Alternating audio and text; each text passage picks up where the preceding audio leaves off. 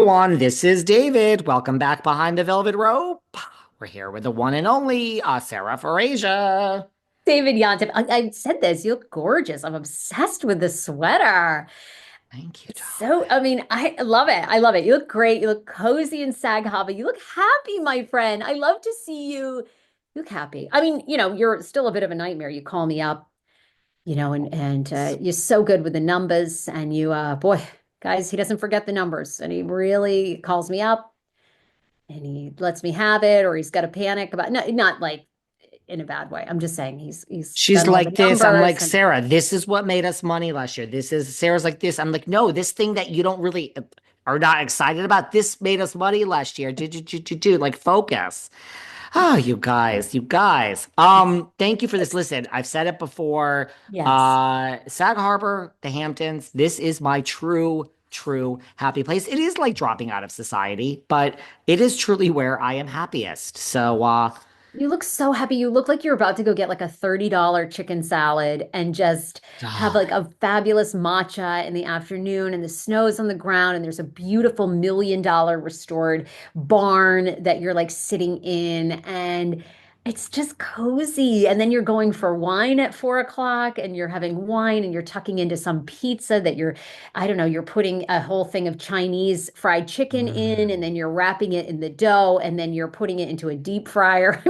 You're always doing, and then you're dousing it with Alfredo sauce or something that for the rest of us would give us severe heartburn, yet you seem to be able to handle all these combos.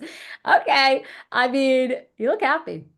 Well, let me tell you something. I am a little bit happy because yesterday when we spoke, we had some interruptions because I truly did think that Oh, my condo no. was on fire. And guess what? It wasn't. It was next door, the heat, she's fixing it. But as soon as we hung up yesterday, it was all okay because I did one thing and one thing only. I put on my air doctor, and it is the air purifier that I have purchased. You know, I purchased this in LA because of the fires. I told you when I was in LA, I had one sent to New York and I had one sent to the Hamptons. Broke out my air doctor here at airdoctorpro.com. This is not a joke that we're just stumbling into this. I am not joking with you. I went from smelling complete smoke, and you know what it turned out to be? Because I told you my neighbor's heater was broken, $18,000 to fix that. I'm just waiting for that. I mean, it will happen to here one day. Apparently, it's happened to other people's, but they were like drilling. You know, like if you're like drilling, like you're fixing, you're like drilling the pipes. It was the debris and the smoke. You got interrupted because I called the concierge. They had to come check it. She was like, everything's fine. It's going to smell really bad. It's going to smell like, like if you like saw a piece of wood. I put this fucking Air Doctor Pro on, and I am not exaggerating. Within like 20 minutes, it went from sawdust soot in my home to like, wow. You think if this is a joke with your child? AirDoctorPro.com. You save up to $300. I'm not even joking. I don't know what I did before I had an Air Doctor. Go on. Sorry. No. Love you, doll. I Okay. get passionate, guys. I get passionate.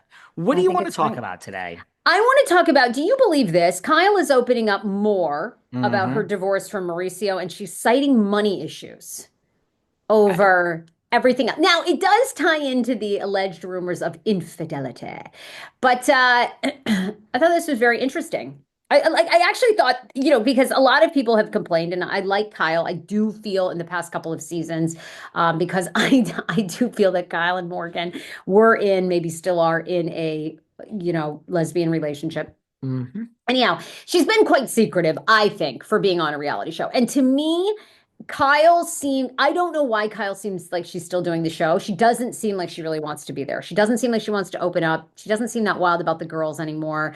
She just, to me, I would just replace her with Kathy full time. Oh my God. Oh my God. When Kathy But was Kathy will like, have to show up and she'll have to talk I because know. Rick will have to be there in Paris. But what were you saying? What did No, you I enjoy just with love Kathy? the famous dinner scene at Kathy's when she was asking Dory, now how is PJ? They're like, Mm-hmm. PK? Mm-hmm. And Dory's Mm-hmm. like, PK is 56. He is? He's like, he is? Now I thought when I met him he was 56. Like, Kath, I love my Kath so much.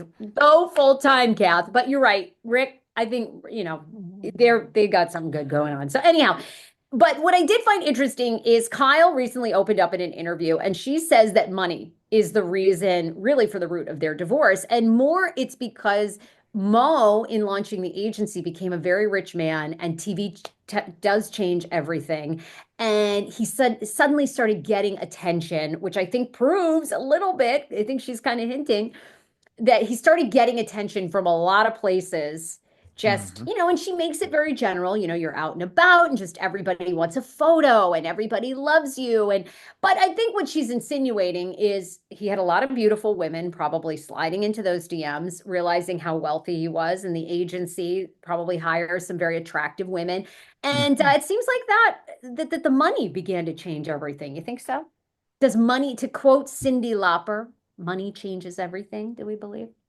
I saw that Cyndi Lauper back in December, Money, November. Yeah. She says it's the baby. farewell tour, and I really hope not.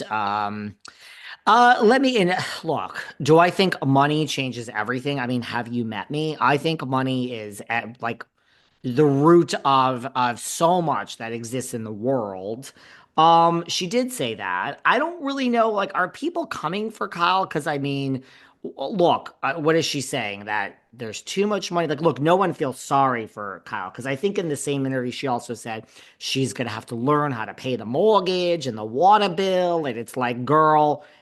We might feel sorry for Jizzy Jizz and her remodel over there and her bad fashion in Potomac. We might feel sorry for, Tamara Judge when she had the year off in the CBD business. We don't feel sorry for Kyle and Mauricio when it comes to money.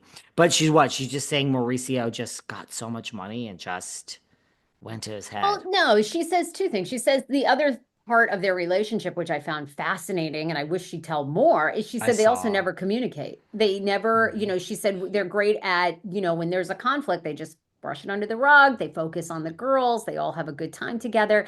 And it sounds like they don't sit and really talk about, okay, this didn't feel right Mhm. to me, or I'm needing this in my relationship. And they never did that. I don't know why. I don't know.